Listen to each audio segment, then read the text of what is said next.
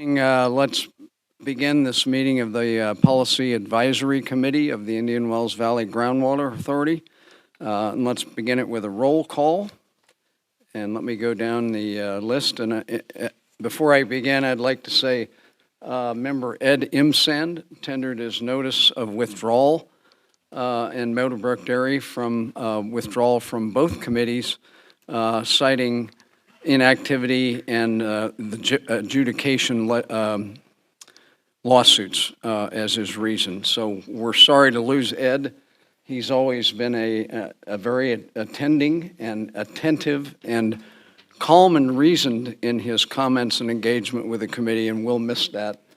And now that means we're missing both our members of large ag, and that's not a good thing. So with that, I'll go down. Oh, we have another announcement before I take attendance here. Don Zadiba, representing the Water District, it's his birthday today, and showing the dedication typical of members up here, but going far beyond, he's dedicated his total evening's availability to us tonight in celebration of that. But I would ask, as a committee, that we honor his time a little bit and see if we can keep our comments focused and get to a point of where we can move forward on this C&E plan succinctly. So I'll say thanks in advance, and I'm sorry we can't all celebrate with you till midnight.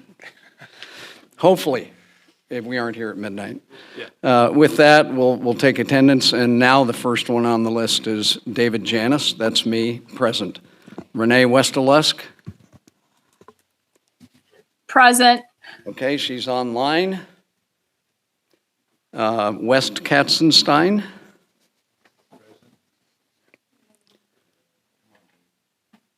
Give time. He's present. Thank you. Lyle Fisher. I'm here. Judy Decker. Present. Camille Anderson. Camille is not here yet. I'm not sure if she didn't notify me that she was not going to make it. Tim Carroll. Present. In person, good to note. And Regina Troglin. Present. Thank you.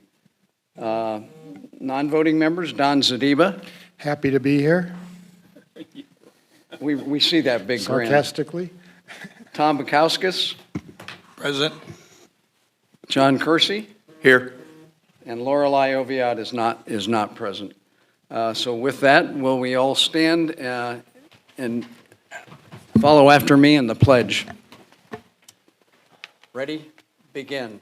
I pledge allegiance to the flag of the United States of America and to the republic for which it stands, one nation, under God, indivisible, with liberty and justice for all.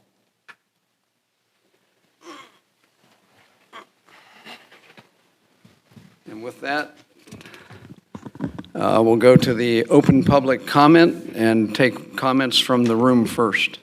Is there any members of the public that would like to comment?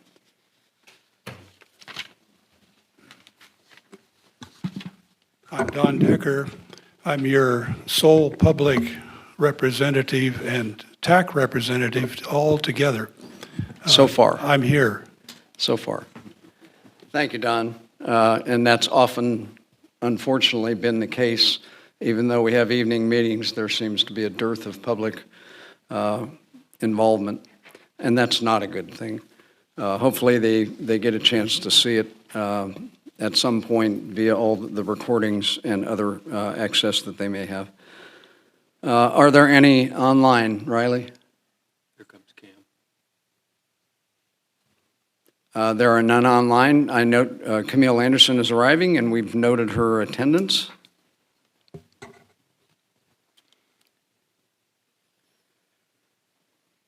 We got a spot for you.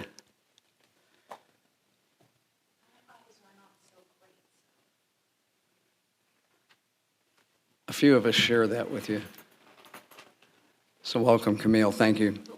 Okay, first on the agenda is to approve the minutes of our last PAC meeting, the draft copy that I sent out this afternoon.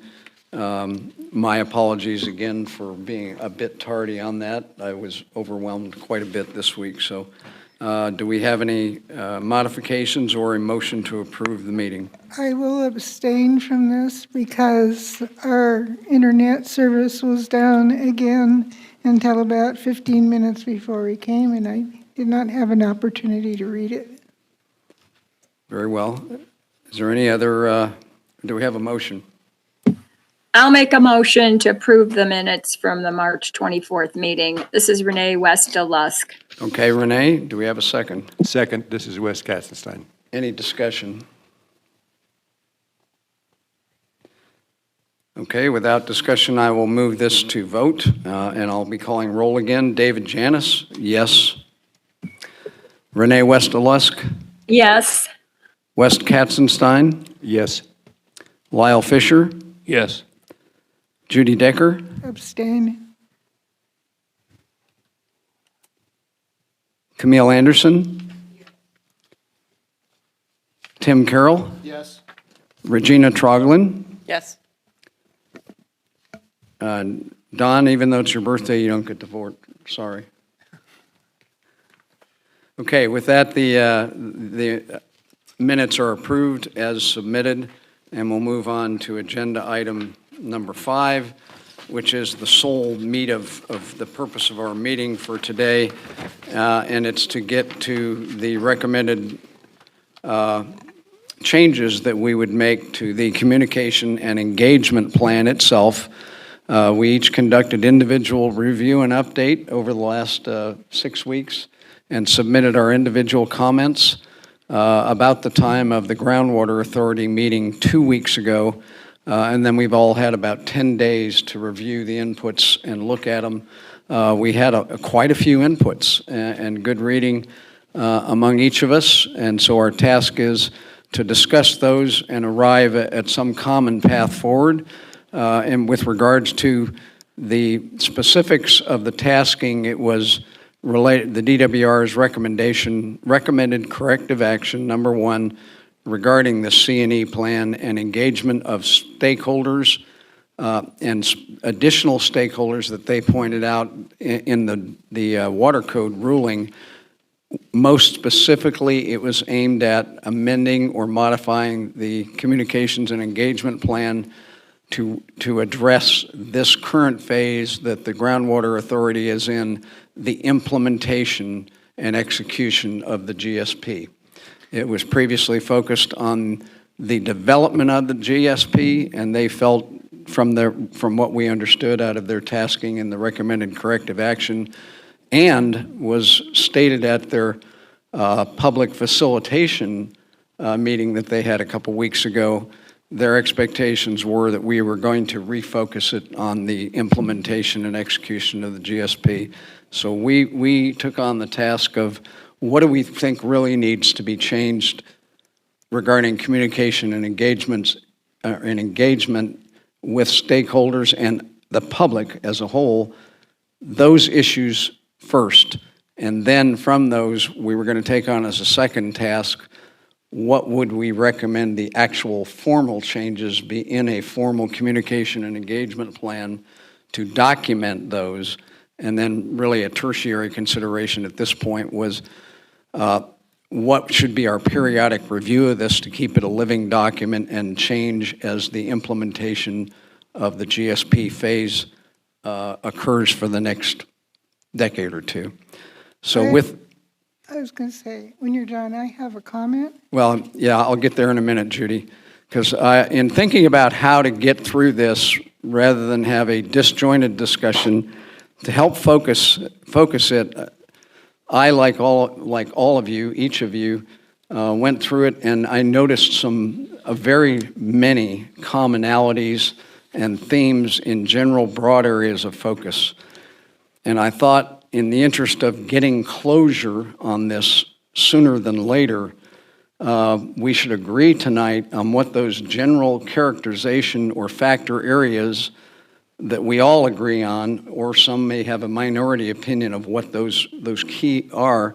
If we can agree on those and then have a small subcommittee formed to flesh out the details behind those, because we were limited to 1 to 2 pages in our responses. They didn't contain all the details and perhaps the specifics of what we would recommend in the categories in our individual plans. The committee would bring that to next month's meeting, and we can all discuss really some focused things, factors that we all agree on. And I took an opportunity to write down what I captured out of the common areas of focus, and suggest you each look at these briefly, and then we can talk based on your individual comments and inputs on what you agree or disagree with the common areas, or you want to add or subtract. And then we can talk about perhaps a committee to move forward if that's what the group agrees on. So I'll make my comments while you're passing those out. Yes. We attended the DWR facilitation meeting, and my observation was that the people from the public who spoke, for the most part, were very frustrated, but they were frustrated with the GA board itself. And the way, the common word to use would be their behavior toward the public. And that is something we can put in or not put in. But that was my observation, that people got up and spoke, and they were extremely frustrated with the process that was going forward, not necessarily the items, because most of them, quite frankly, didn't know what the items were, but there was a great deal of frustration that was verbalized at that meeting. And here's something to think about. Should we present to the board our comments? Maybe not at this point, but when we present something to the board, should we present the comments that each of us have written? That's something to think about also. Agreed. And they're a matter of public record. The board's going to see them either way. What I would say for this evening's effort is let's focus on the things that we can positively recommend to the board. We have some disagreements as to the things that were done or not done previously within this board, or within this committee, I'm sorry. But let's focus on what are the real key recommendations we can make. And we note that we are assuming that having made those recommendations and having the board accept them, they're going to carry out the actions. They've asked us to do this task. I think DWR made it clear that they were expecting this task to be done. And the due diligence of this, that we all volunteered for this committee as volunteers, not members of the GA, but volunteers representing both our individual stakeholder groups and, per the bylaws, our role in listening and understanding and taking into account the views of stakeholders who might be at odds with the views that we and those folks that we represent possess. So with that, I just wanted to summarize the 4 main factors or key areas that I thought were really in everybody's comment in one way or another. There are many specific comments underneath them that were individualized and relevant, but would be the next set of details we capture.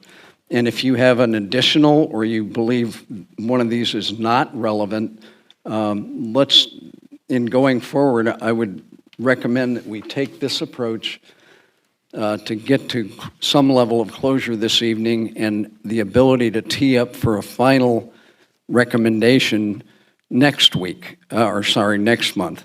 And in that process, again, in the PAC report that I'm going to give before the Groundwater Authority in 2 weeks, I will summarize the commonalities out of what we have said, and again, observations that we may have from the facilitation hearing if it's if we as a group believe it's relevant.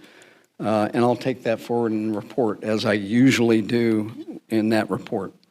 So I thought there were 4 key areas, trying to group them, that a smaller group could really take the time to flesh out individually, again, having reread our individual inputs that we all made, and perhaps engaging back with the individual that wrote them if there was something that was unclear, to arrive at what we think the main elements are, or the main elements are, which would be, for example, these 4 categories, and all the sub-elements, and with perhaps specifics that we recommend in them, and not perhaps the more specifics. So the 4 are, as you see in front of you, the GSP implementation phase. And I'll go over the subcategories next. The second one was increased public and stakeholder engagement. The third one, to mine key sections and approaches in the 7 other plans approved by DWR that some of us noted that there were valuable pieces in there that addressed this whole. And the last thing, several of us made a recommendation that the GA,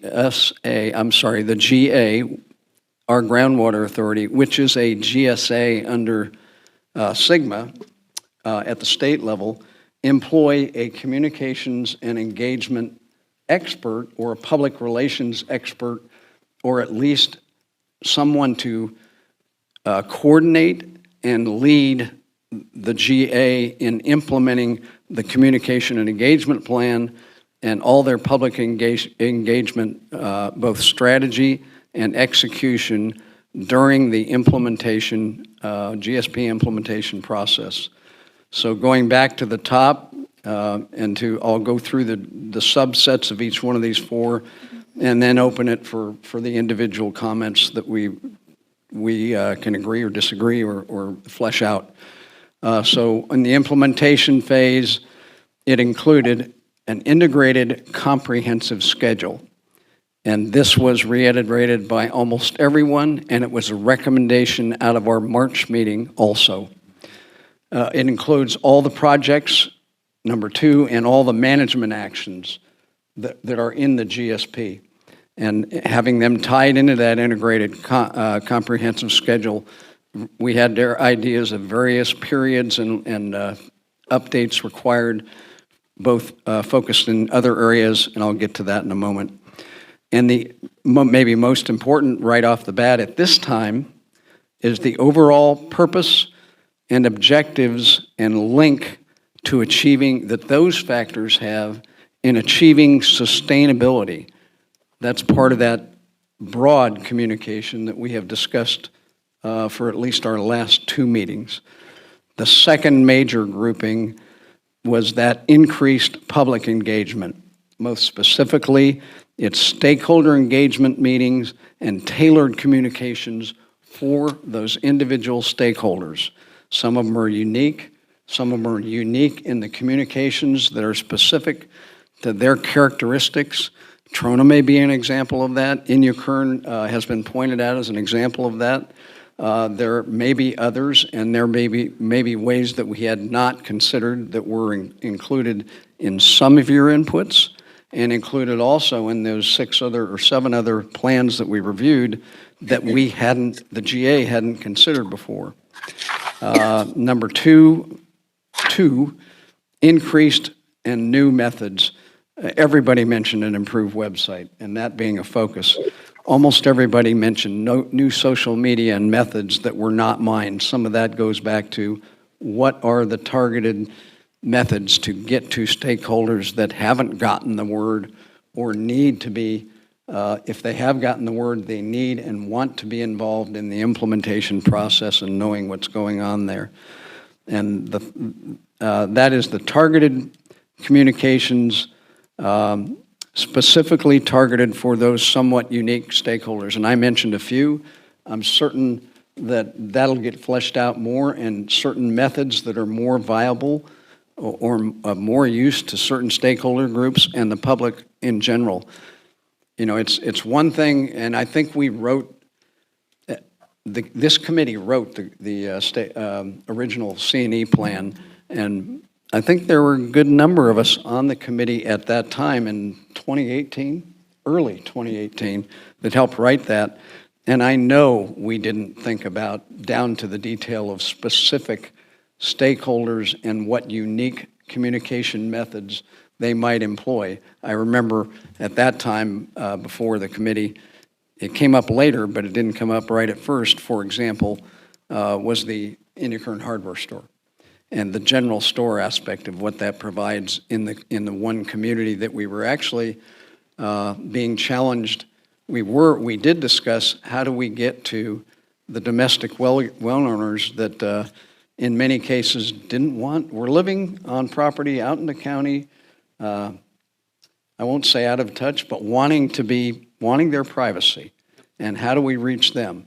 But we didn't get down to that, that level of specificity that we now, many of us agree, would be very advantageous for moving forward.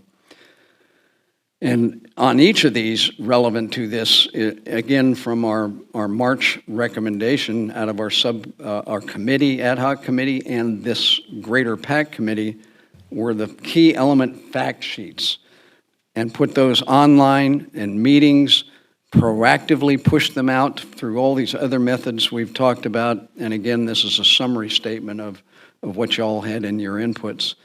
The third one is, there were several. Renee was the most specific in calling out key areas within specific plans that we reviewed. The Salinas plan, for example, the three other plans that were identical but very valuable, all pre-approved or previously approved by the GA.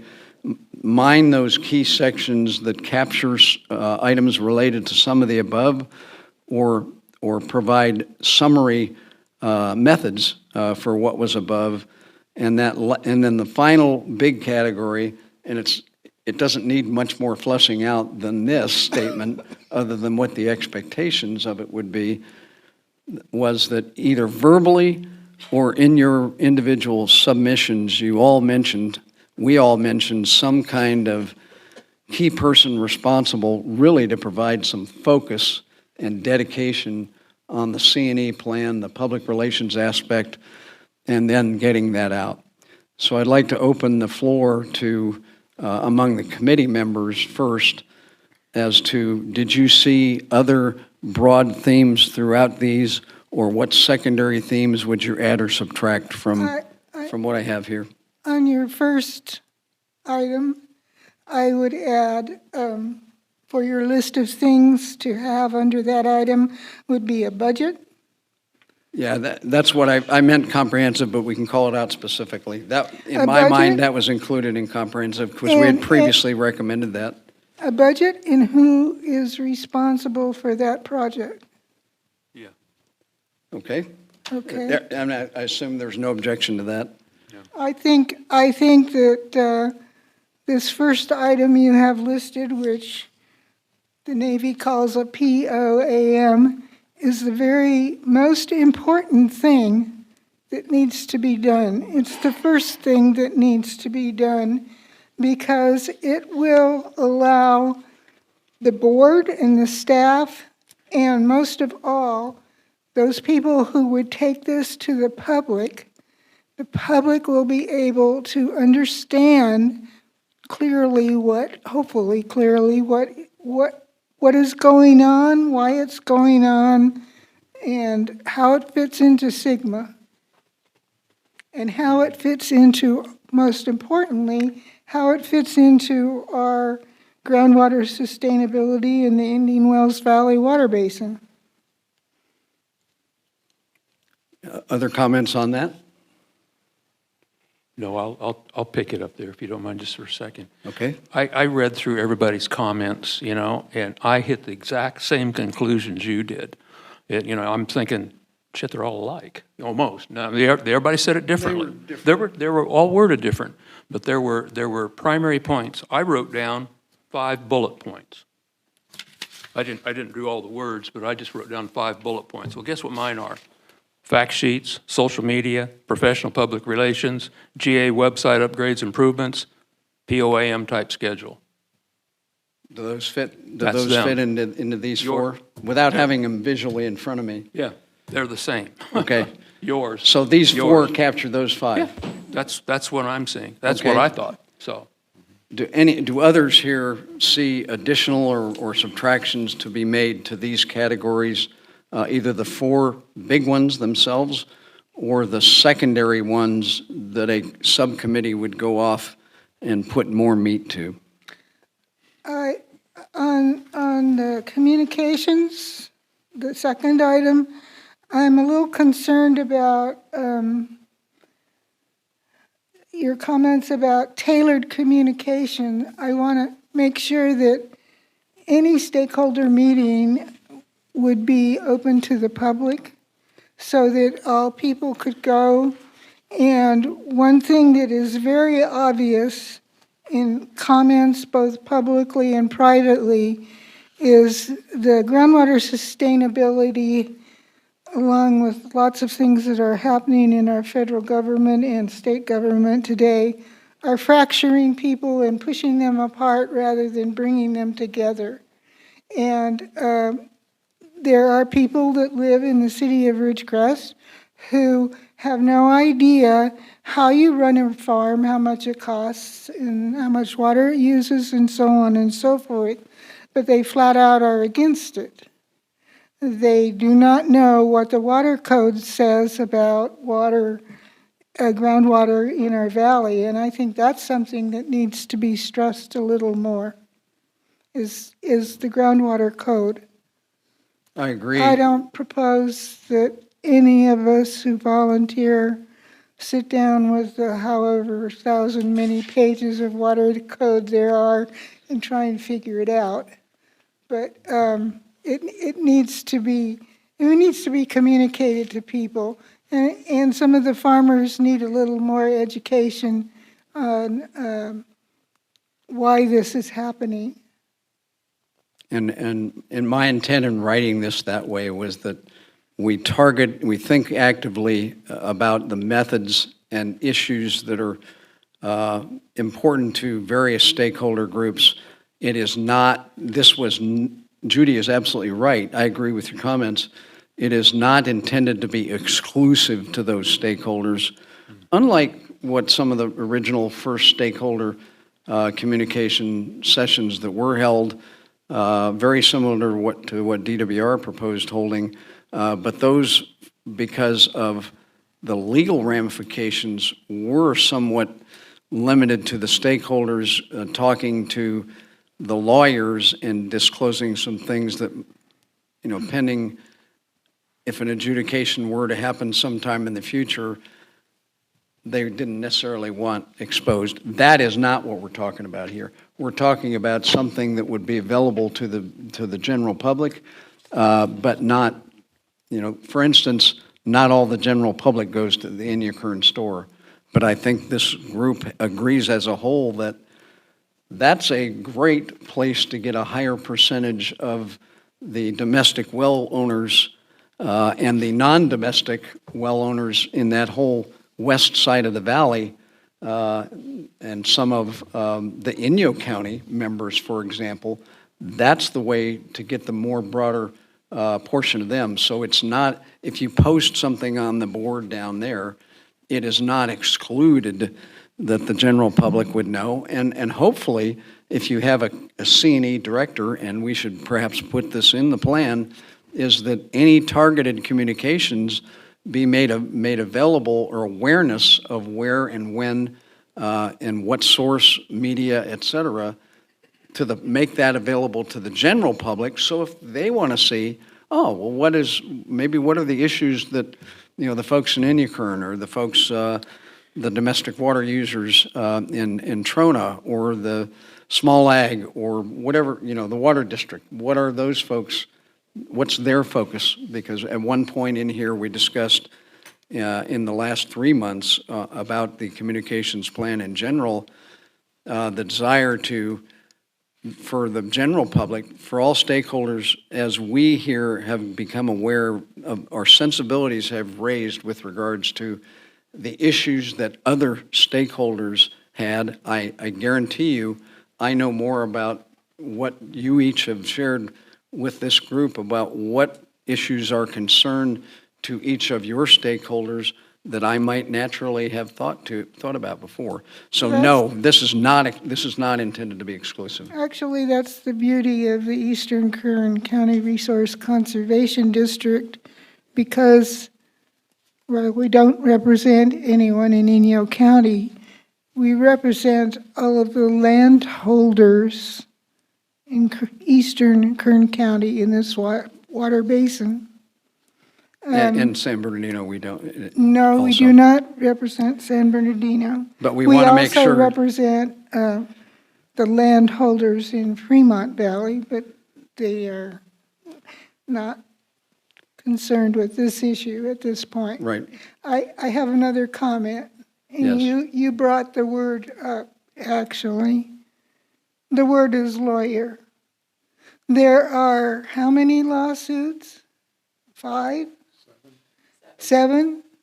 Does that include the adjudication? I believe so, yes.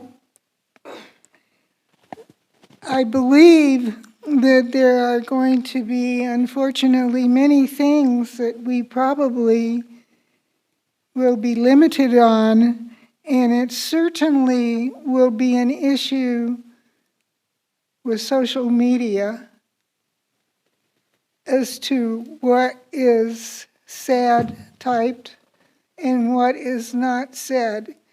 And I'll bring up an example for you if I can remember. I don't know if I can remember it correctly, but at the May GA meeting, now I don't remember the topic of discussion, but right away, Derek Hoffman was on the line questioning it.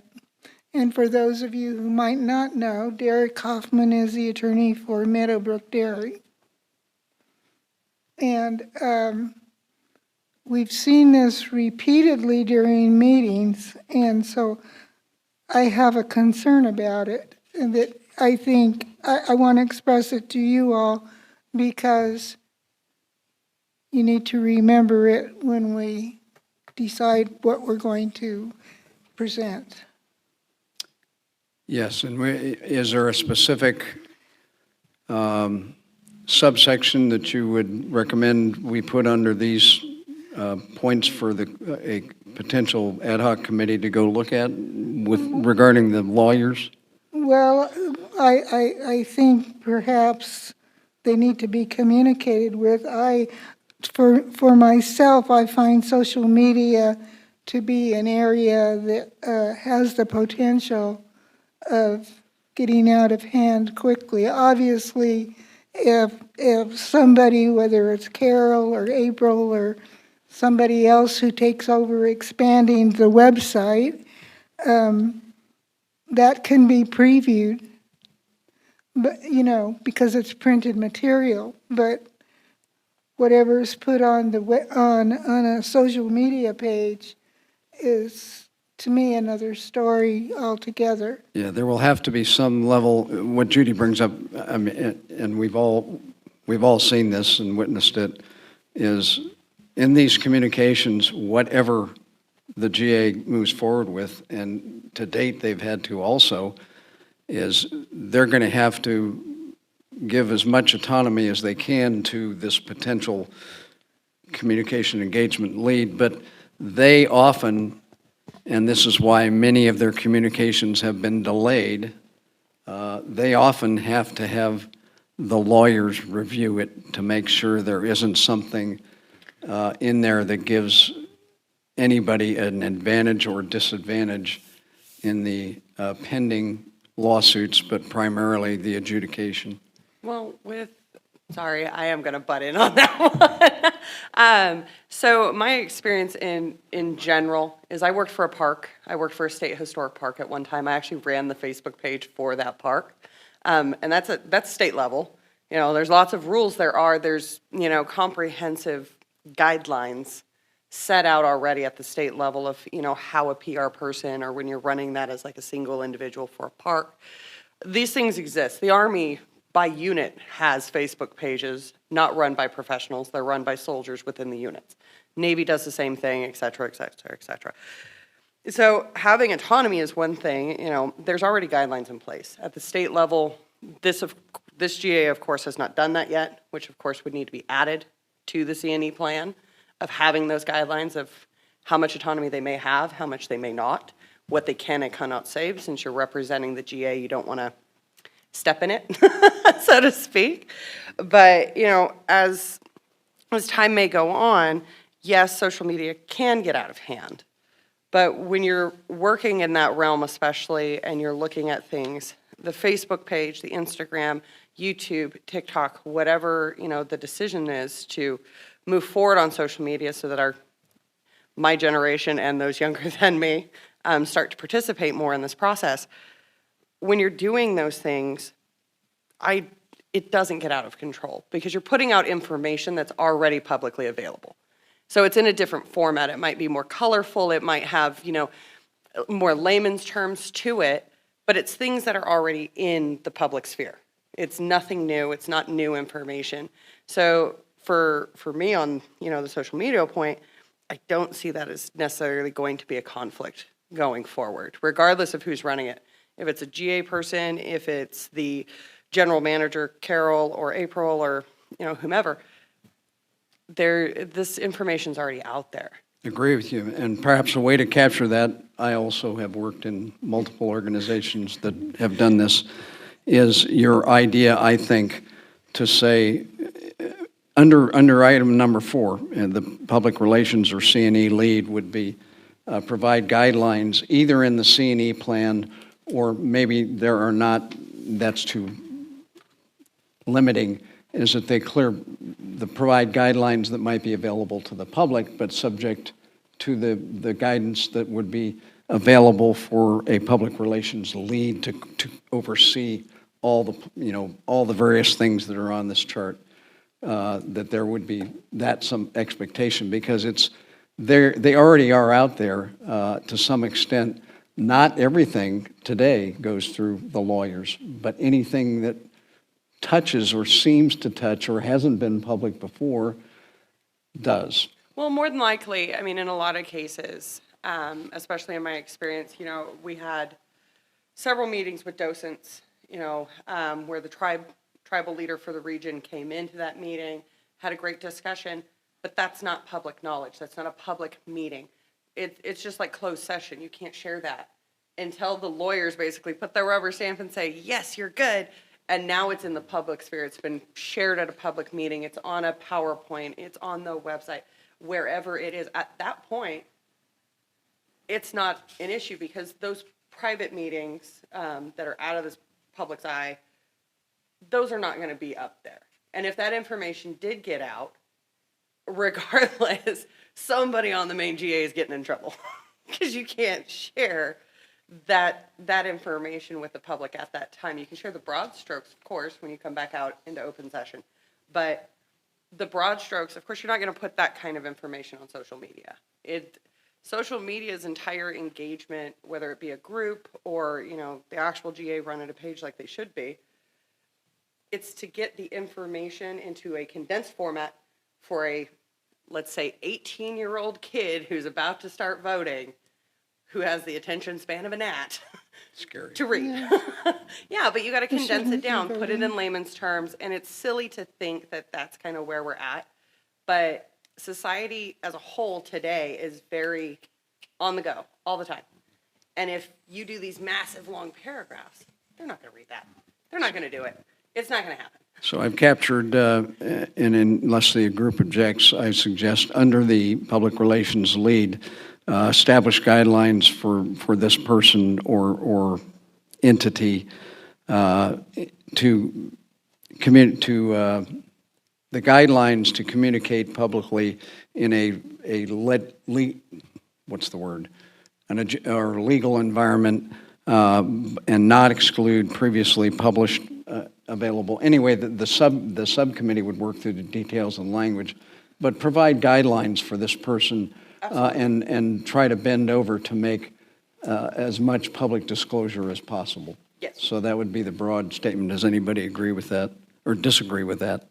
I think it's a good idea, and I think what we're saying here is if you get into social media, you need moderated discussions, perhaps? Is that really what we're saying? Well, that's basically what, when you're running, you know, a page like for a state historic park, a groundwater authority, the water district has a Facebook page as well. A lot of businesses use it, especially public entities use it. That is a controlled discussion. The individual who posts the information, it is their responsibility to check the comments that are coming in, especially if it's a group, not just a page where you're just publishing things. If you're wanting a discussion, that's a Facebook group. If you want to just publish the information in a single format, you can do that and turn the comments off. Exactly. You're more than welcome to do that. And if a public comment, you know, pops up and it's shared and now you have this thing out there, you can still see that because you can see every time it's shared, every time it's retweeted, who retweeted it, who said what. That's one of the cool things about social media, and it's a forever. And that's part of what you can designate in the guidelines as to whether you're having, a put out the information only, or you're doing a moderated discussion, or you're not going to respond, that kind of thing. But that's all part of the same issue of adding generation of guidelines for this lead person responsibility. Okay. And what I meant by moderated is, if the conversation wanders off and it starts being not accurate, not technically accurate, that's where a moderator needs to step in and say, no, the GSP says this, the actions of the GA mean this, the state says this, no, you're wrong, keep snapping it back, because that's the problem. There are people that have misinformation out there that are getting angry based on their limited or misinformation. And so I like what you're saying, and I'm interpreting it to mean that it's a moderated discussion. And the other thought I thought I'd throw in here too is that I think the website, the GA website, should be where the in-depth, it still has to be introductory, like I think you've outlined here, David, but it has to be comprehensive. And so when you get in this, the limited short phrases that get thrown around in Facebook and others, it would be nice if the moderator could point to the website and say, look, here is a more detailed introductory discussion of such a topic. And they absolutely can. Relinking when it's your post and your group, like for me, I run a Facebook page. I actually run 3 of them. I'm able to post links, but not everybody else is. Okay. And we had to set that guideline because we had these problems. Okay. Where in one of the main groups that I run, we were getting links that were inaccurate sites, that had false information, had absolute disgusting things put on them. Well, now you got to limit the links, and you can do that. You can limit what is posted to a water district's Facebook page as a public comment to that Facebook page. You can limit all kinds of things now. I mean, social media is so massive that all these, it's not a common thing. Like, you want open and free discussion, like we don't want to limit those kinds of things. But you can't let it just run like wildfire. And there's a lot of us on social media right now that don't do this professionally or anything like that, but run, one of the bigger water Facebook pages with people, complaining or putting out information. There's about 4 or 5 of us that will get on there, and I do it as a public or private citizen, not as a member of the committee, because I don't speak for the committee unless, told to do so. Naturally, we all do that. But I'll get on there and do the no. That is no. That, in fact, Here's is why. my big concern, that there will be someone come on who say they're an expert in the water and they know all about it, and engage in a conversation with other Facebook users and put out information that is not correct. And I think we all need to think about this carefully, and of course, it is my presumption I doubt that they do it, but that the GA board could pick and choose which of these items we're going to recommend that they could do or not do. But I have serious concerns. People who have lived here for a long time know as well as I do the controversy that exists over the water situation in our valley, and we've heard lots of false information. I would suggest we not go too far down the rabbit hole on this. On one extreme, No, we've all seen, and I've been a part of it with some of the responsibilities I used to have, where you can go down, if you're the moderator, if you're not careful, you can find yourself on for hours responding to 3 different people that are coordinated tag teaming. So our recommendation, not to speak for the subcommittee, but would likely be, we recommend this person to engage in executing these things up above. We have clear guidelines. We recognize there's a time and money limitation to this, and we leave it to that at this point. I just brought it up. Oh, I didn't want to discuss it. Camille, you okay. have a point? Yeah, I do have a point. Kind of with the social media, but not really. More so overall under public engagement. We always have a lot of discussion about what we want to tell the public, what the GA should communicate to the public, but there doesn't seem to be a good forum in our C&E plan for if the public has questions. With the exception of asking questions in a public forum at one of these public meetings, which a lot of people do not want to do.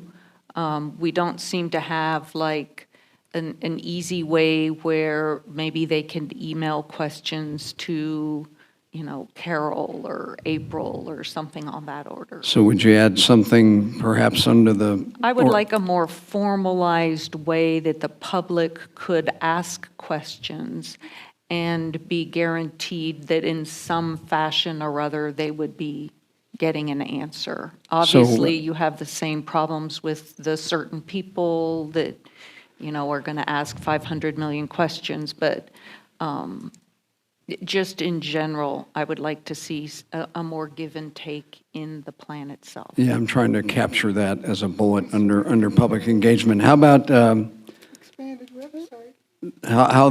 how the public can engage in questions, i.e. FAQs plus what is the process for getting something answered that is not in If the somebody available has a fact question sheets? about their well even. Oh, I yes. don't think that they necessarily want to go to the website and fill out a well form in order to ask a quick question. So how the public asks questions beyond FAQs? Yes. Okay, just trying to capture our thought Right, for the yes. committee, subcommittee.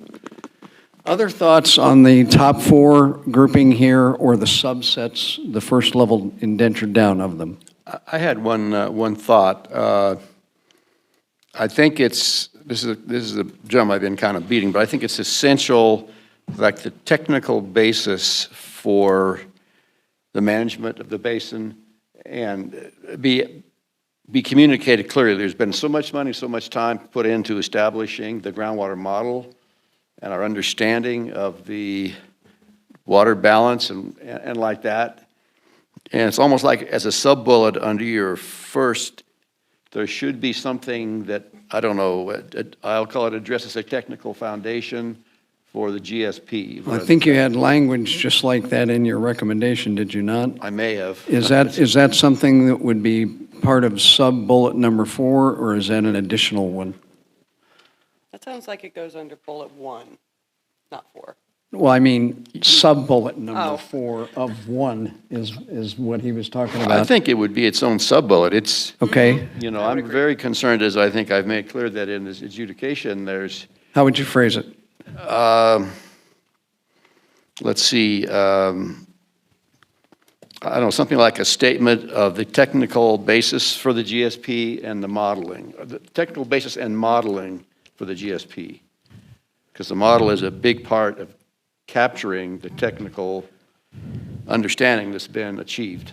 Tongue in cheek, so you're kind of saying, summarize the 4 years of TAC work that they went into in generating this. And lots of I'm money the kidding. Navy spent. Yeah, for and a that, model and. and that almost, the largest group of members watching the TAC meetings, which were held prior to our meetings, were members of the PAC during As I recall. that's that true. period. Not always, but 90% of the time. And Yeah, many of us have seen that, and I agree that should be in there.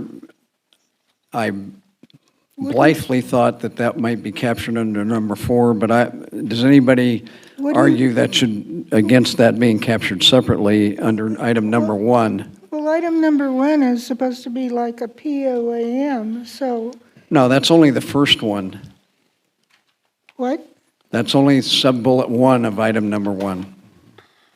This comprehensive schedule, integrated comprehensive. I felt that all of those would go under, They would have schedules with them, but they are specific, they are separate and specific. You could have number 1 without the additional details updated monthly, let's say, on the progress on an individual project.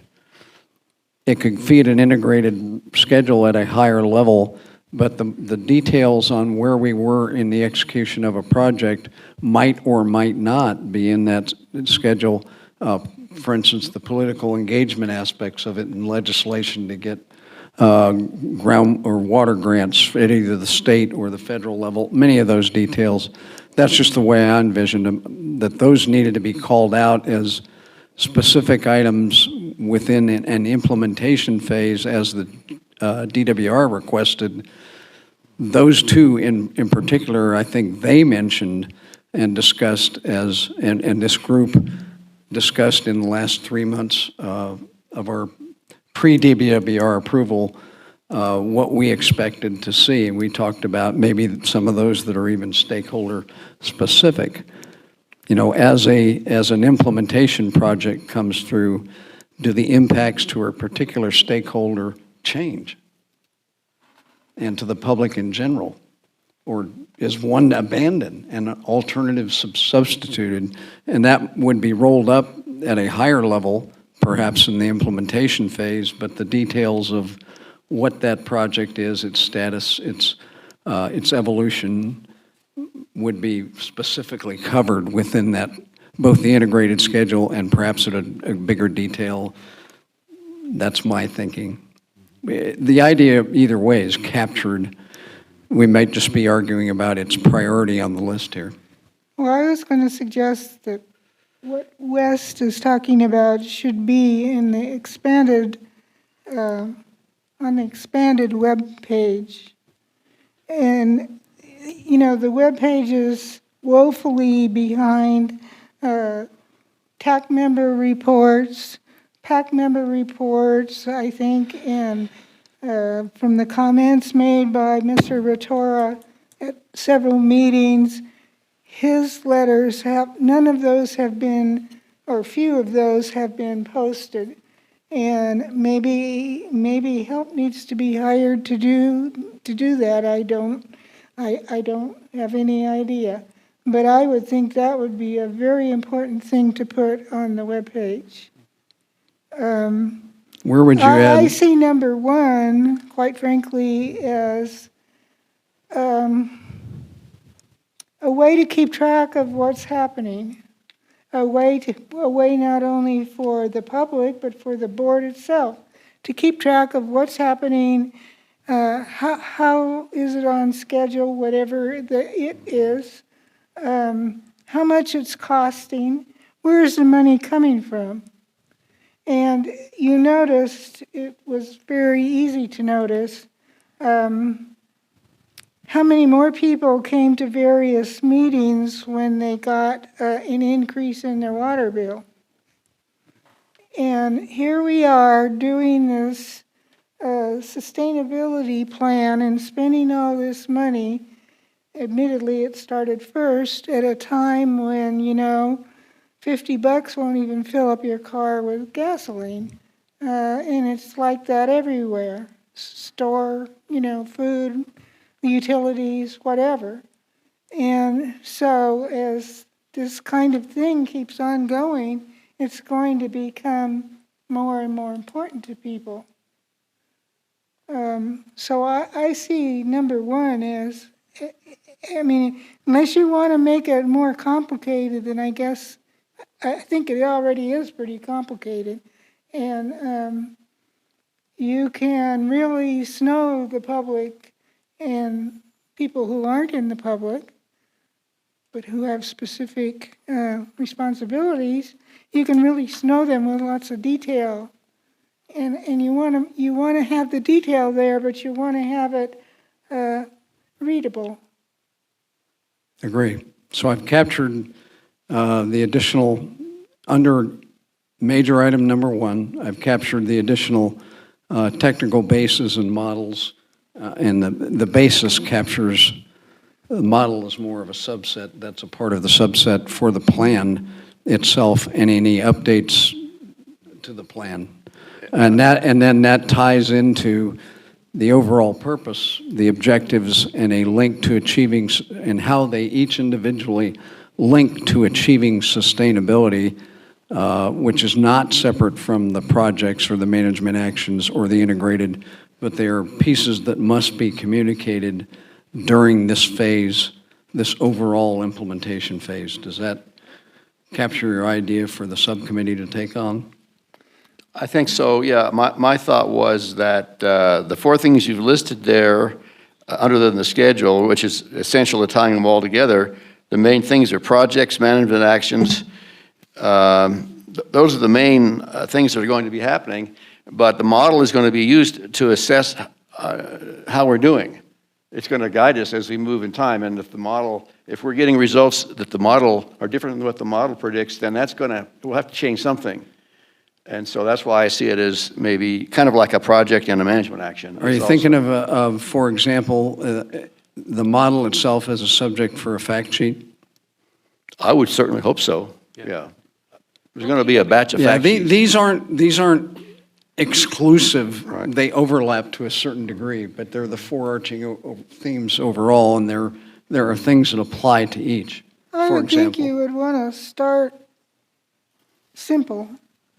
And when you assigned a subcommittee originally, which was Lyle West, myself, and Nick Panzer, we came up with a fact sheet on basin hydrology, and we tried to write it to cover what it was and to write it as simply as possible. For you were at the meeting, the guy comes and he stands up at the GA meeting and says, I don't know what's going on. I don't know where he's been, but he didn't know what was going on. He didn't know we were in overdraft. He didn't know what that word meant, and on and on. So I would think while I don't disagree that perhaps, and I don't know how you do a simplified version of the groundwater model, but anyway, I would think you would want to start with some really basic things like groundwater hydrology. I think another one that has come out at these recent meetings is Sigma governance. What Sigma is, why we're in Sigma, how the GA was formed, why it was allowed to be formed the way it was, because as you know, there's been a lot of criticism over the years because it is not an elected board. It is appointed by those governing agencies that signed on to the JPA. And people need to know that. They need to know the difference. That could be one fact sheet.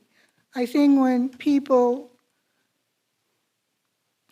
get this education, they will have less doubts or maybe they'll have more deaths. I don't know. How about if I capture that thought, which I agree with, and I think everybody here does, knowing that there's going to be that we have all recommended fact sheets.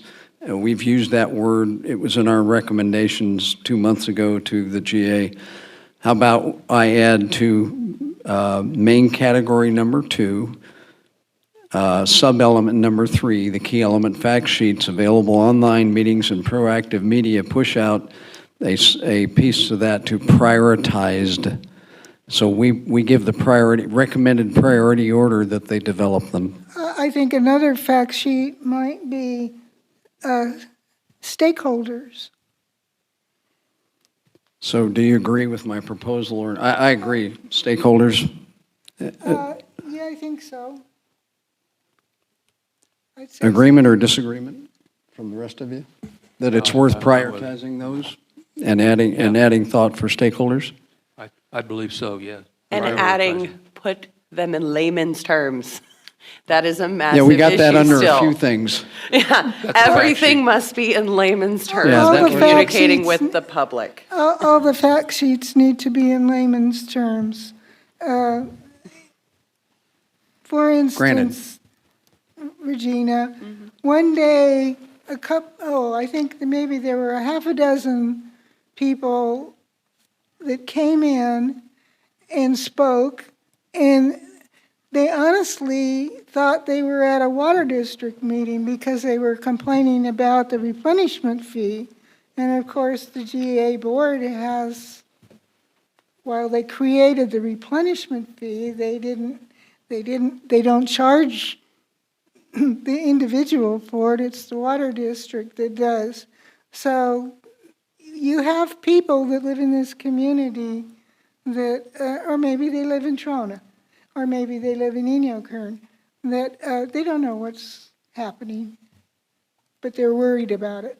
Well, that's what I mean by layman's terms. And a lot of these Right. issues with the replenishment fee, how it's, how it was enacted, how it got here, why are we all fighting? Why do we all of a sudden hate each other? All 3 towns seem to really, really dislike each other on the whole when we talk about water, not like the normal stuff. It's just the water thing. But almost all of the arguments, and I saw it over and over again, and I know my question at the very end of that meeting last week was like, what the hell, why is she asking that? Like, I knew the answer to my own question. I asked it because there were people in the audience who did not. And I knew it was gonna come up. And everybody was tiptoeing around it, like, that's the bait, let's not touch the bait. But when whether it's Facebook or fact sheets or, the poem or the schedule, whatever you want to call it, GA responses to the public as a whole, any communication with the public, it's so easy for, a lot of us, those sitting up here on the TAC especially, on the Groundwater Authority, to use legalese, to use very technical language, and the average person doesn't get it. And then because they don't get it, when they're told, well, you should know. Well, why? Go look on the website. Go look at this. That's not helpful for them.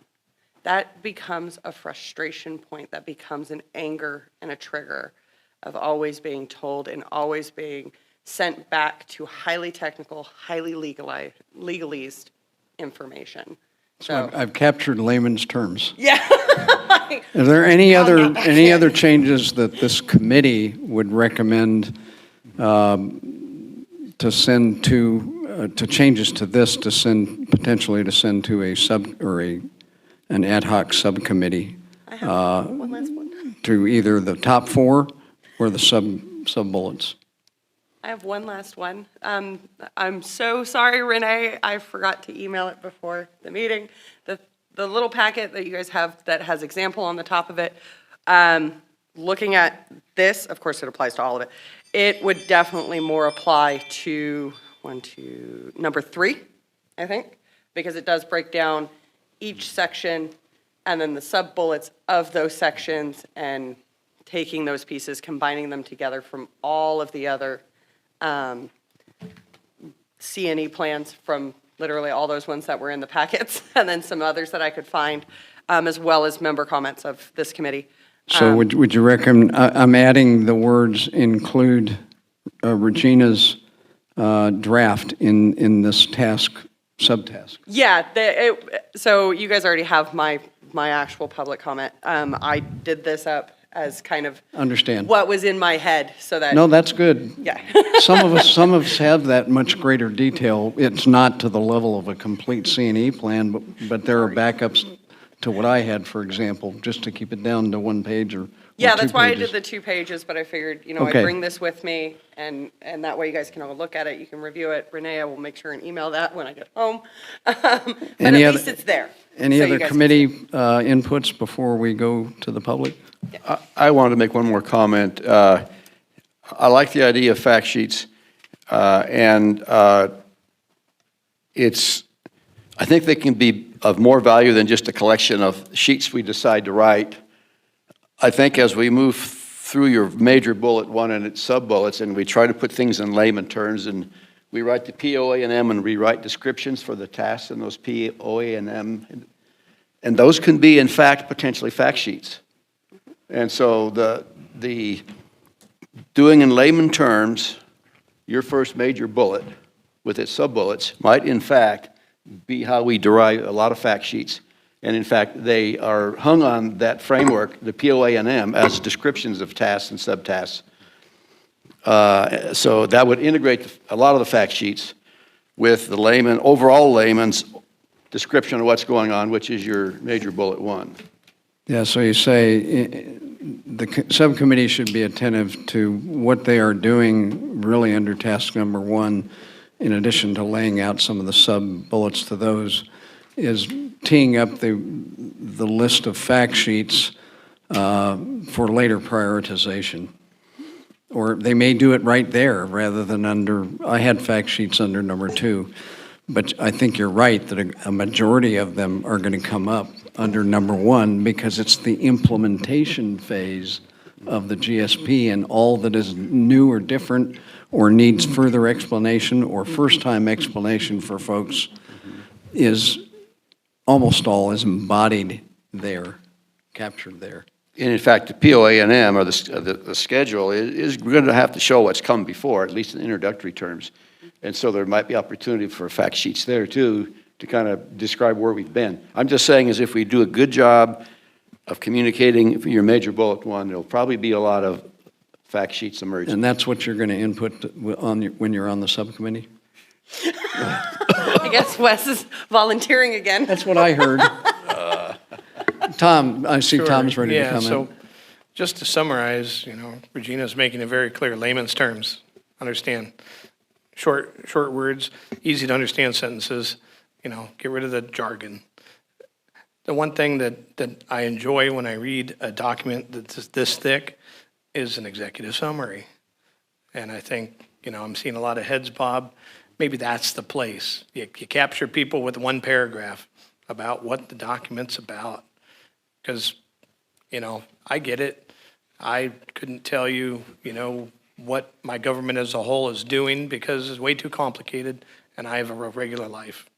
And so if it could be summarized in a paragraph, that might be all I need. Well, Tom, this group has discussed issues related to that, and I resonate with what you just said. However, on the other hand, about half this board has said anything more than 1 page, nobody's ever going to read. And so, and others have made at the same point, and some of the same ones, is water is a pretty complex issue. So can we do our best to boil the fact sheets down to where you can communicate it in one sheet?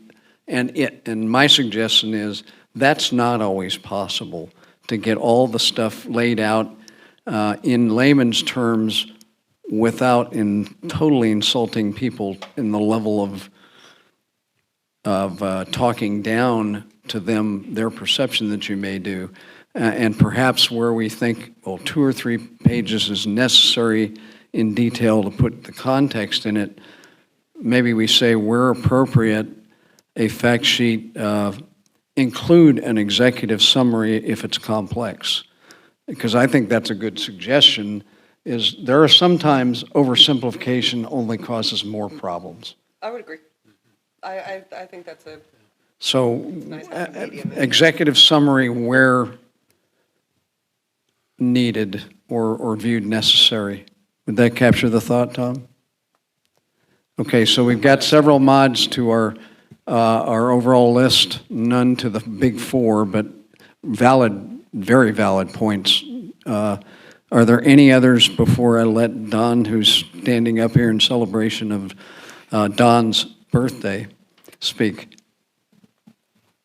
Don, in the absence of comment, go ahead. For the record, I'm Don Decker again. I agree, David, with what you were talking about just there at the end of your discussion. It is often difficult, I would say impossible, to accurately describe technical subjects in an executive summary. And you risk actually introducing more confusion or actual mistaken understanding when you do that and you yourself don't truly understand the depth of the complexity. One thing that can be done is to write your fact sheet as carefully as you can and avoid the jargon, although I think that one thing the fact sheet can do is to actually define some terms as it goes along. What does hydrology mean, for example? But one thing you can do is to provide references that are readily available for a person who wants to go a little further. And those references will provide a level of technical understanding and correctness that might not be there in the original language. So it's an option for those that actually want to go a little further. You can think of it that way. The appropriate references are those that are readily available on the web, and there are many. The Domestic Well Owners Association has been at this public outreach for years. And the approach that we've taken is largely as I just described. There is a document, I think actually I sent it to all of you, that it's simplified hydrology definitions and concepts with examples from the Indian Wells Valley.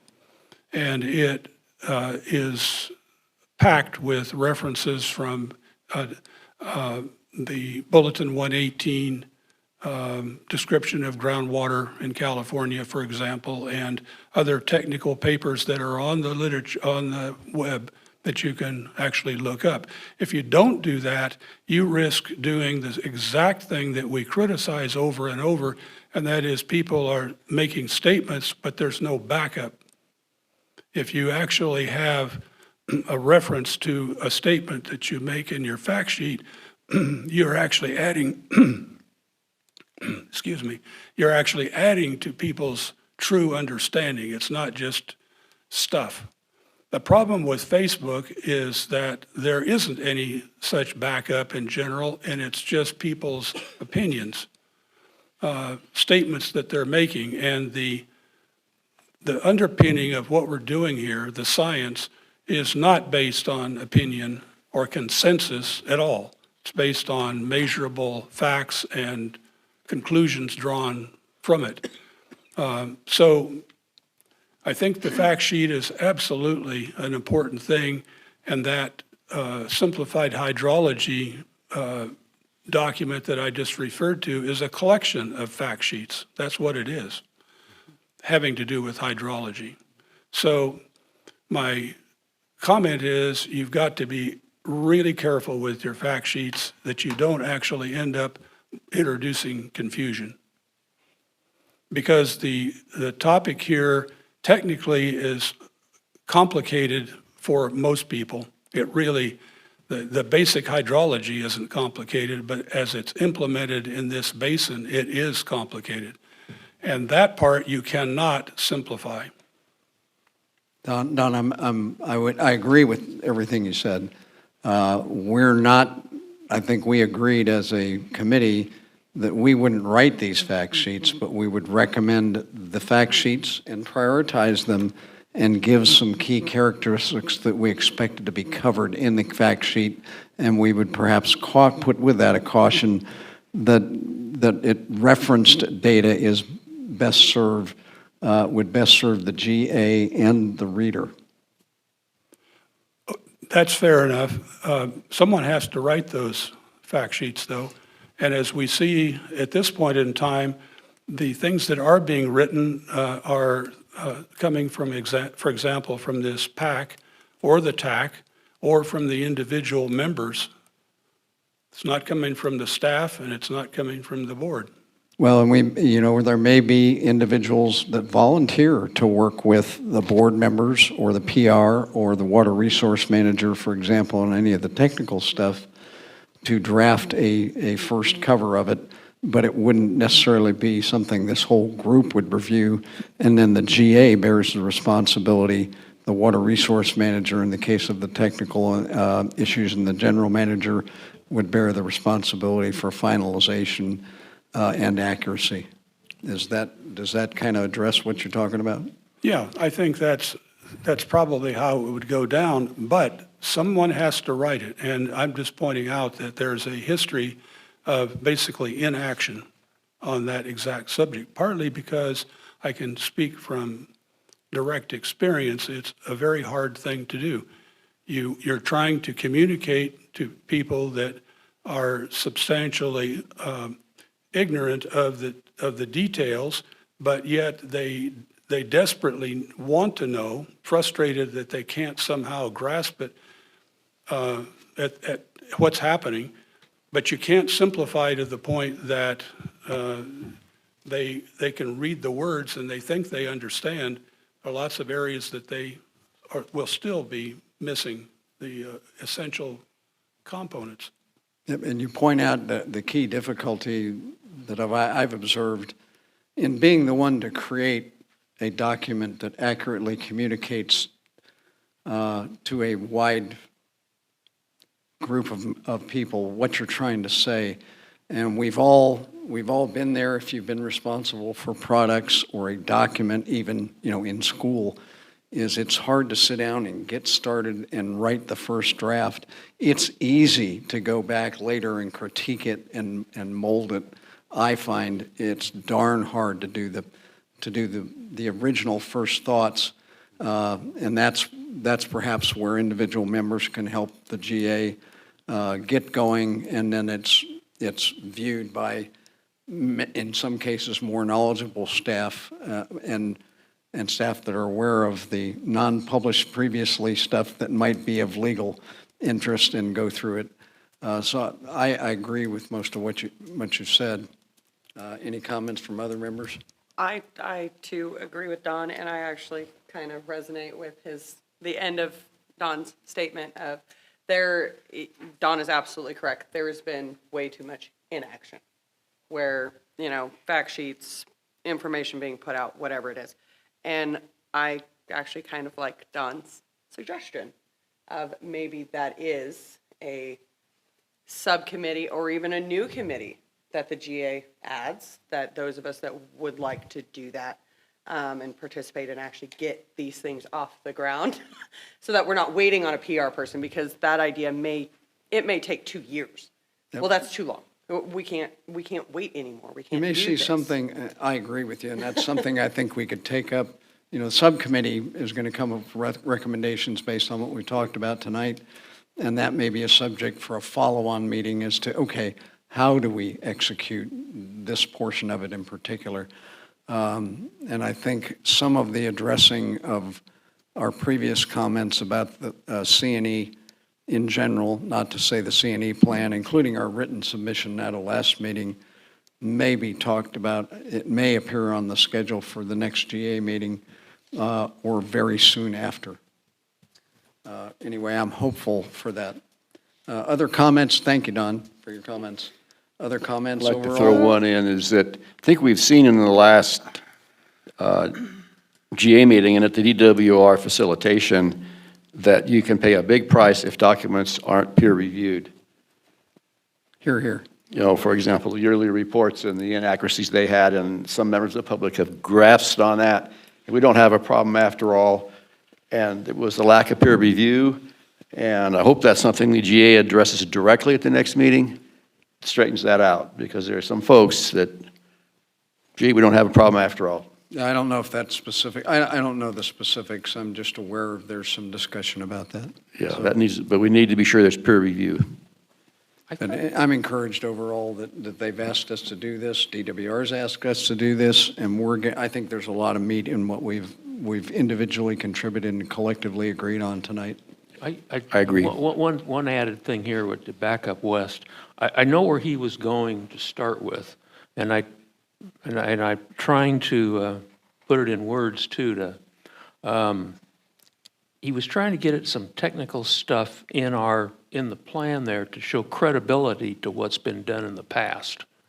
I think is some of it because of in that water district meeting that was here.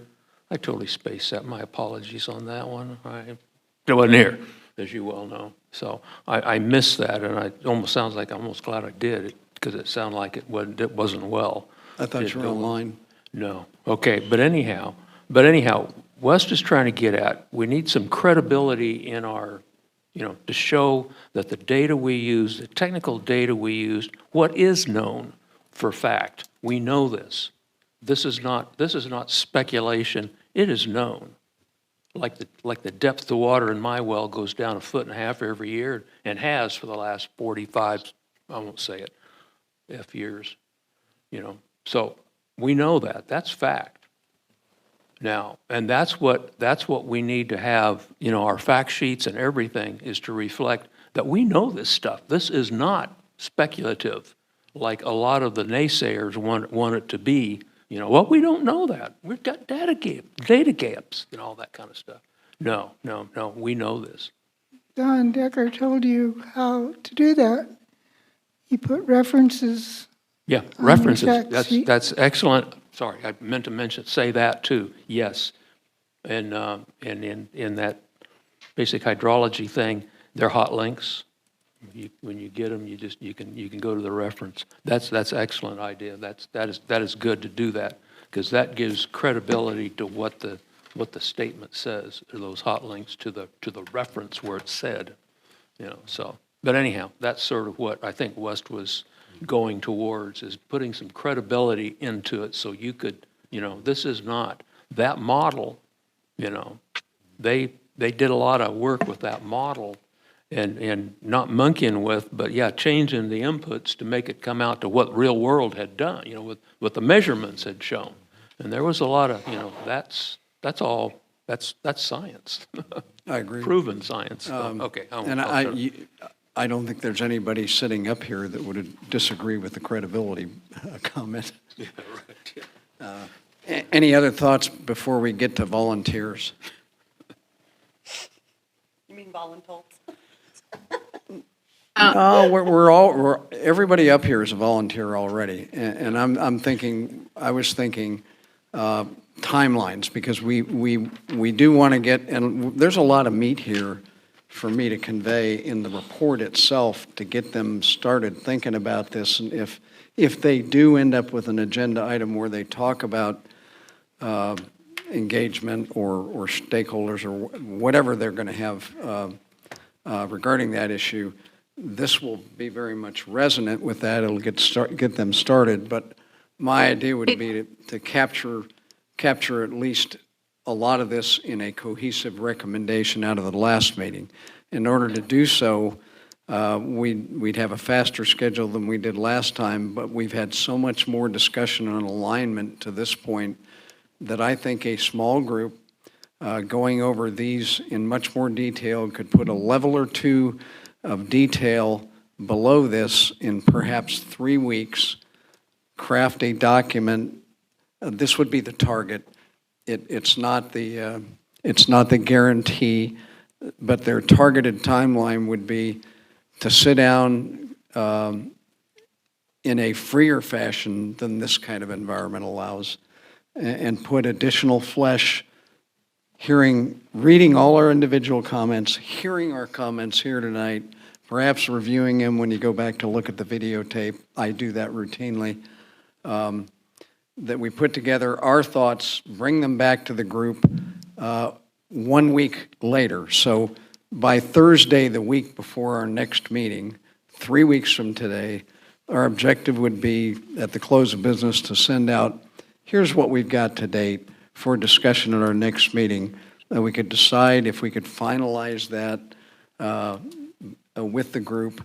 Out of that next meeting, that would be the goal. At the worst case, it would be follow on to that. We know that there isn't an urgency with regards to the DWR requirement to actually update the plan itself.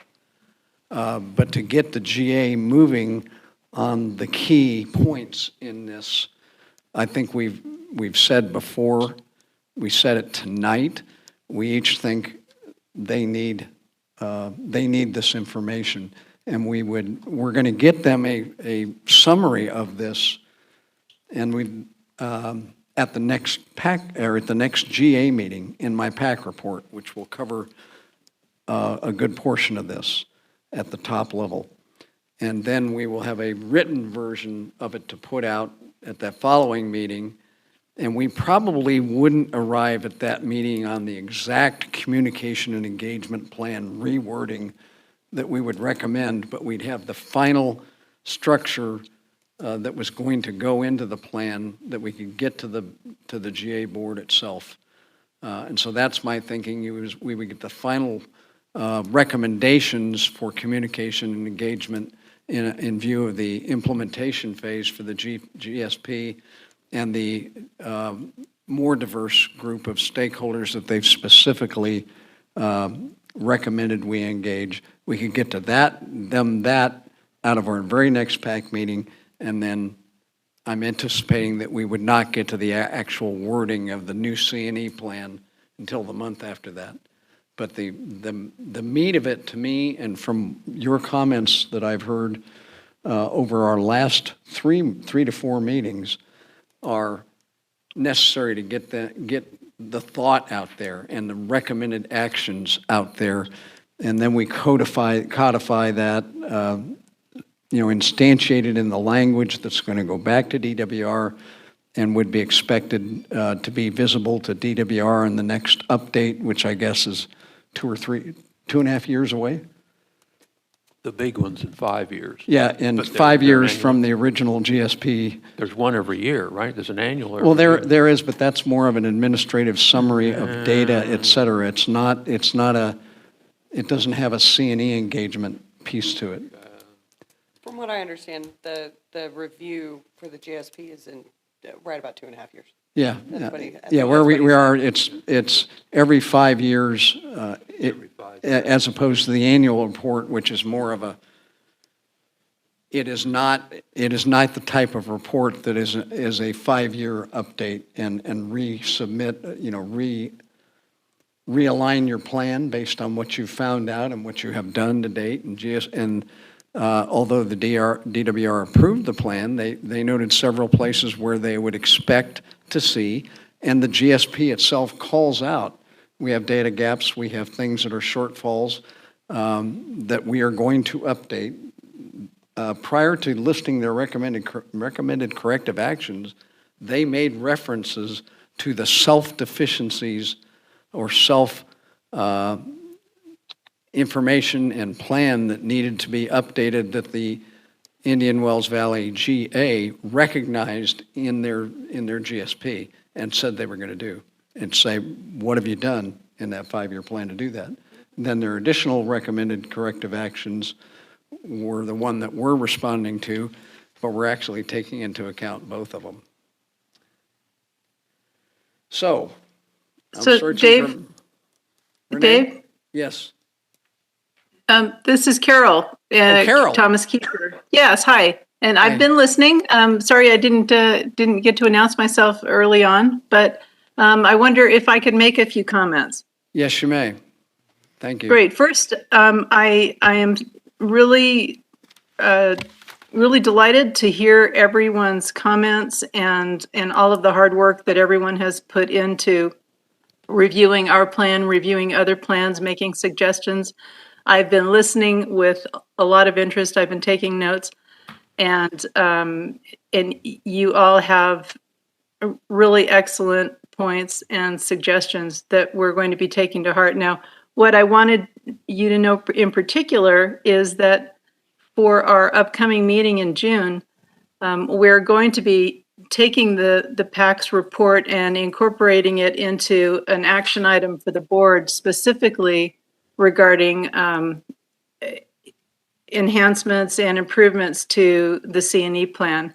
So I'm going to be drafting an initial action plan to go into that action item for the staff report, and we're going to be referencing your report. In fact, Dave, we'll ask you to make that report as part of that action item.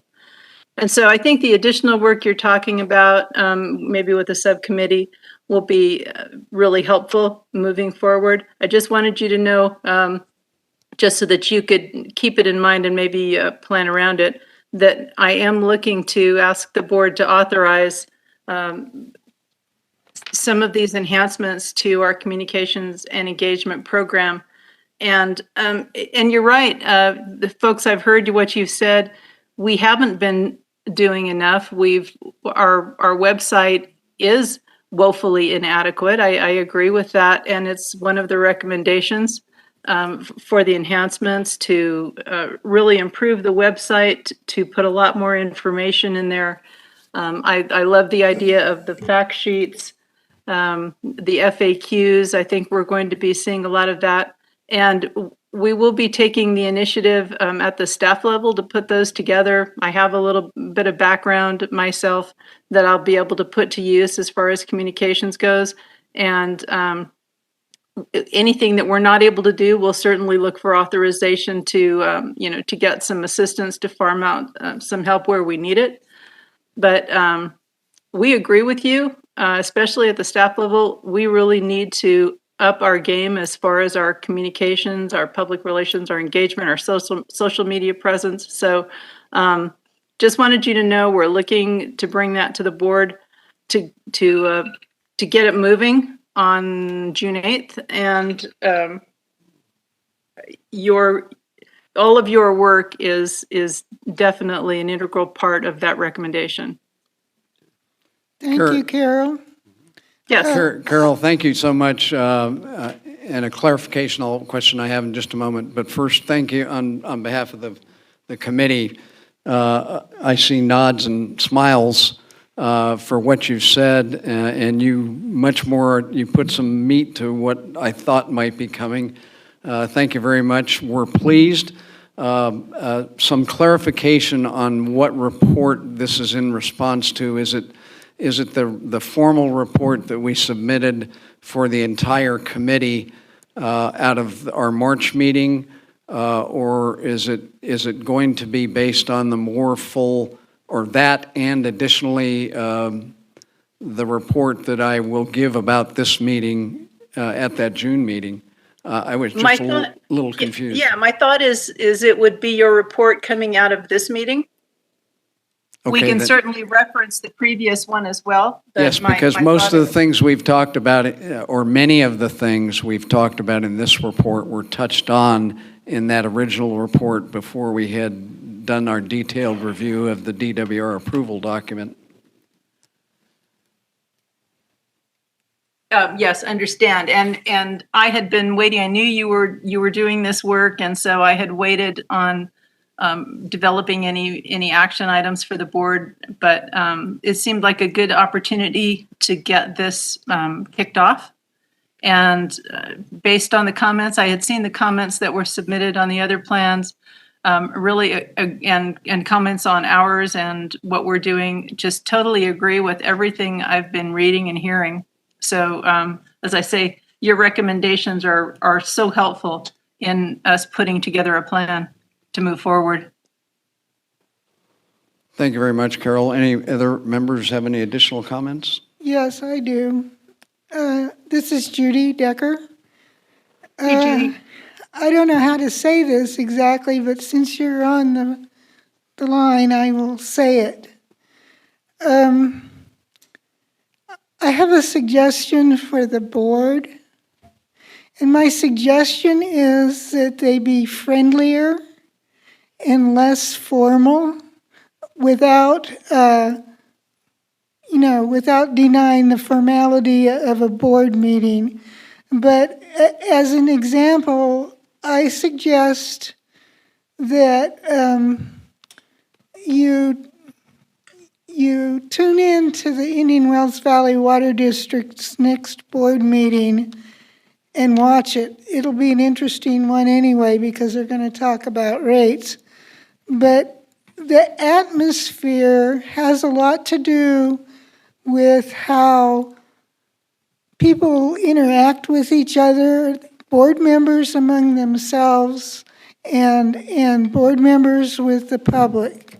And the GA board, and admittedly it's been a very difficult, touchy situation, but they're so formal. They sit up there, there's very little expression on their faces.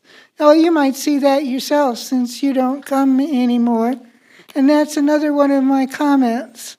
I realize you're trying to save money for the board, but I think all the board members need to attend in public.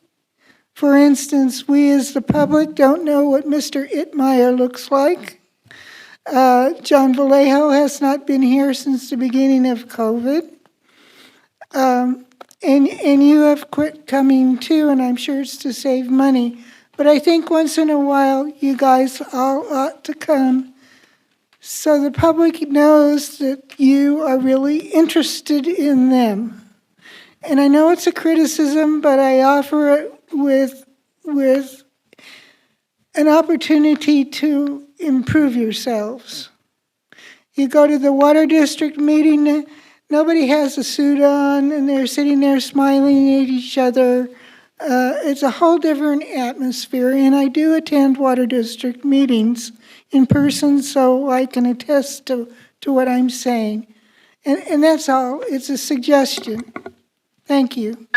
Thank you, Judy. Appreciate that. I haven't quit coming. I had, I do because I come from a ways away, and it does cost the authority more for me to be there for the entire day.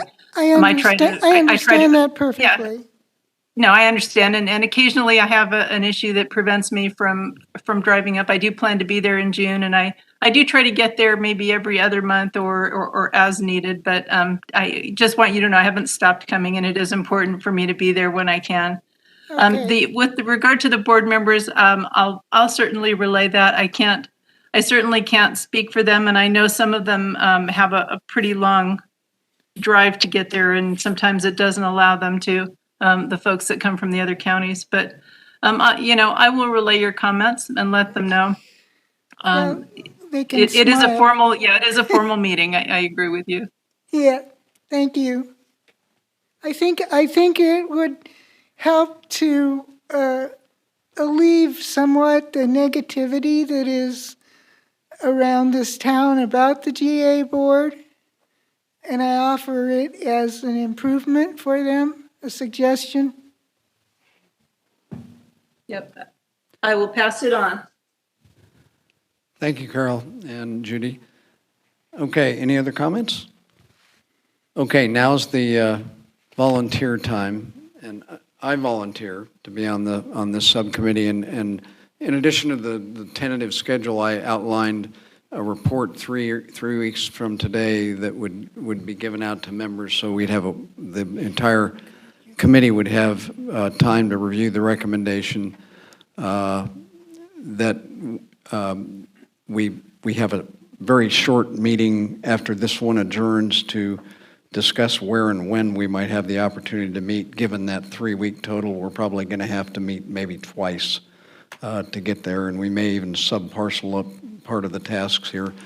And there better be more than nobody voluntold, but there will be expectations that I'm not the only one on the committee.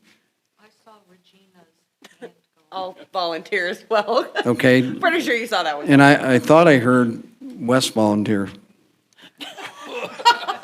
Well, you're sitting next to me, I heard you. Yeah. I spent a lot of hours on that last one. Well, you have some insights to offer. Let me hold back and see who else volunteers first. I'm not going to say yes or no at the moment. Okay. Other volunteers? I promise you we'll try to focus it as I have tried at this meeting.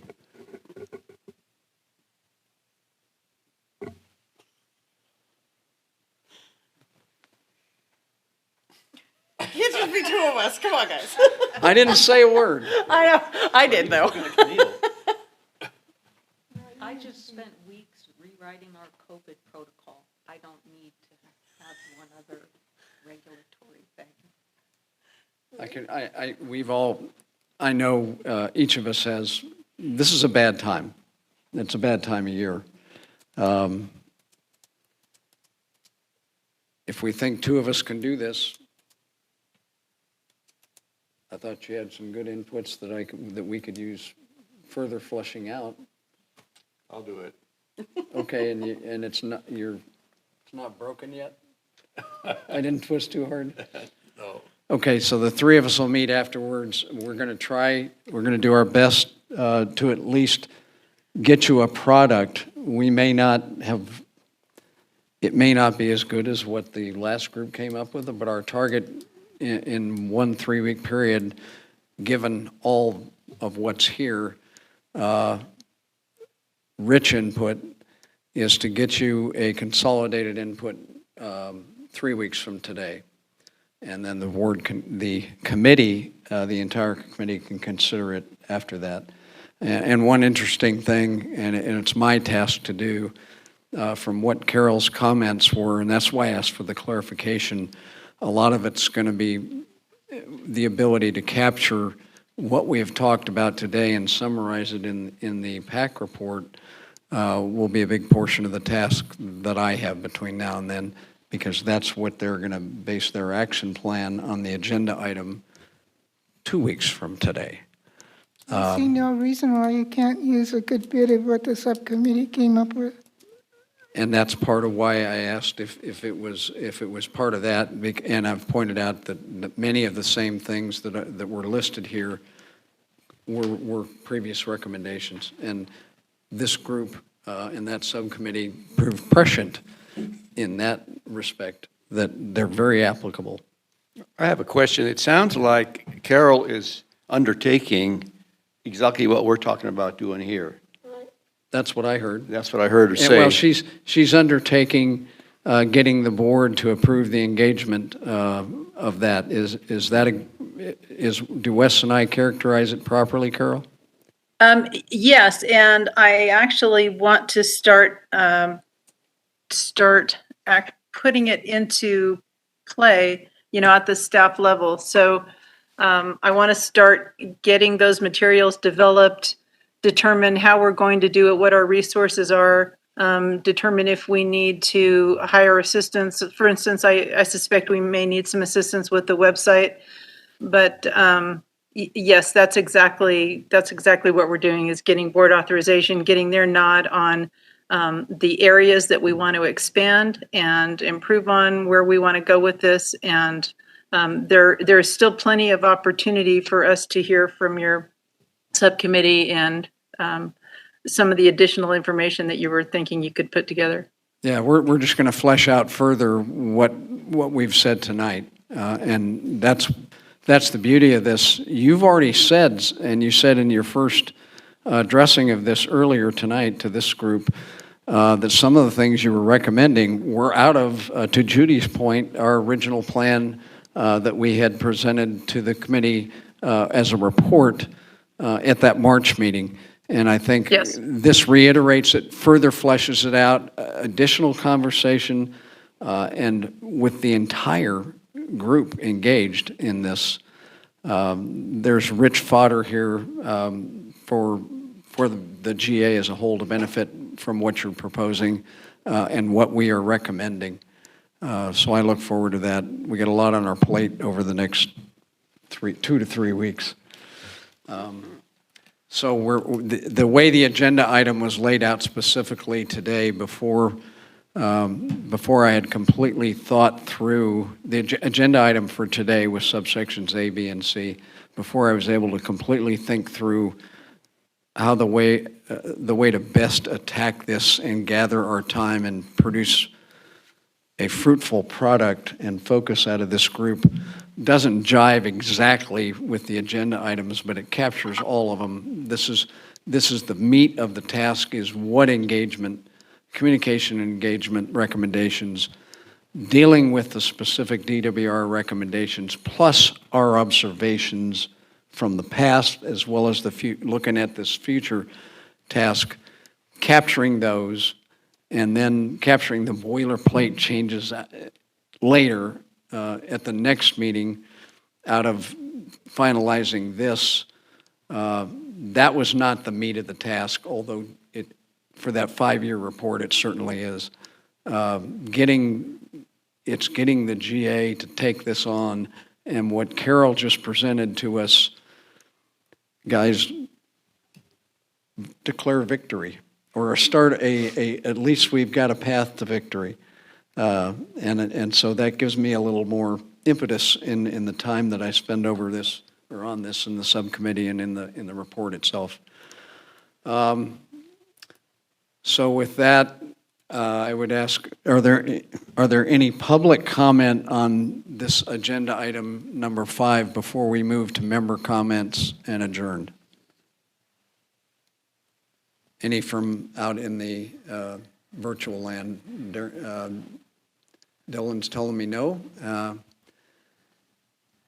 So with that, we'll go to member comments, and let's see, where are we starting tonight? Let's start with our birthday, I would say boy, but I'll say birthday man. I think he's older than 16. Maybe just a clarification. I think Judy had mentioned a board meeting, upcoming Water District board meeting, of discussing rates. It's true and it's not. What's actually going to be presented, the district commissioned a 10-year financial analysis to be done with a consultant based on the 2020 general plan that will be presented at the June 13th meeting, along with the capital improvement plan over the next 10 years. So there is, I think you probably saw in the board packet last month, the presentation was in that packet, and there is a proposed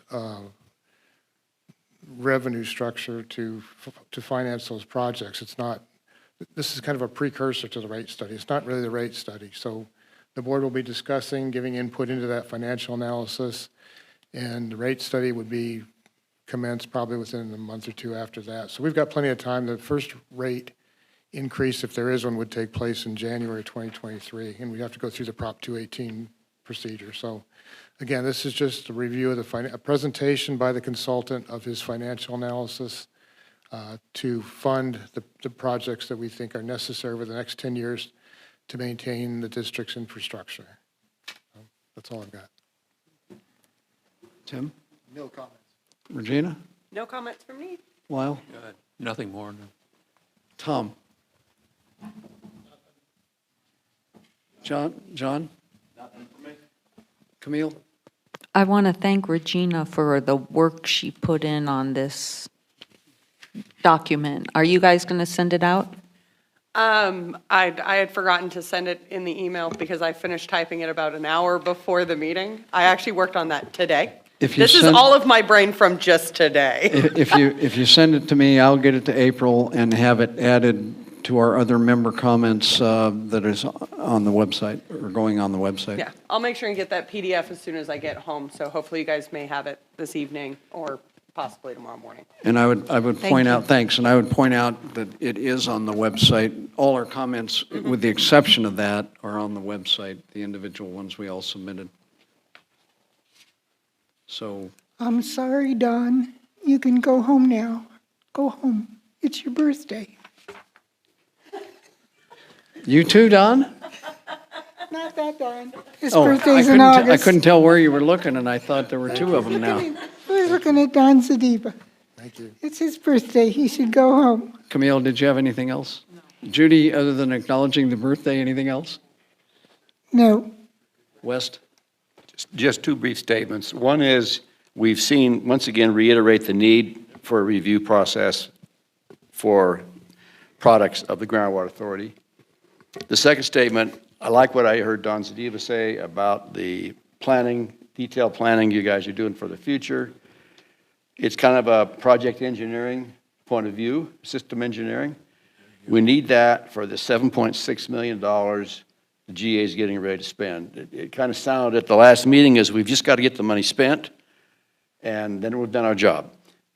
I tried to make a point that meeting that this needs to be an integral part of a larger plan to be shovel-ready go for some grants at some time in the future of our choice, where we set the goal. But this needs to be integrated to a larger effort, and the efforts that have gone on in such a way that it's a part of a larger plan that gets us prepared to get that money. Thank you. Thank you. In closing, I have three brief comments I'd like to make. First, thanks for bearing with me and recognizing that there are a couple ways to skin a cat and trying to get to a comprehensive product with this group. And it was easier tonight because of the robust inputs you all provided. And I think that model, when we take on new comprehensive tasks, was something I hope we can all repeat in the future. It gave me some clarity in thinking as I reviewed them, and wow, the commonality said differently, plus there were some things different, and more have come out tonight. I appreciate you bearing with me in that, and thanks. And I really want to express on behalf of the committee, you saw it earlier, our smiles. Carol's taking this up and presenting it and championing it with the Groundwater Authority Board itself. That bears promise. We'll help hold their feet to the fire. And that's the end of my first comment. Thanks, Carol.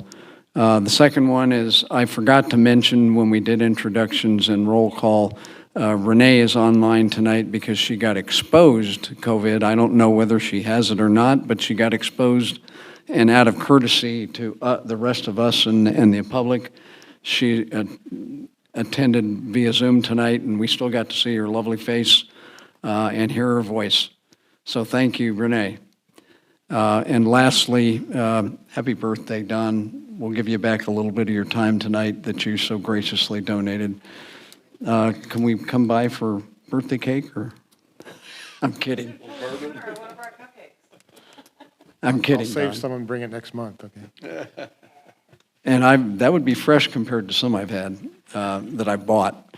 All right, with that, we're adjourned. Thank you very much, folks.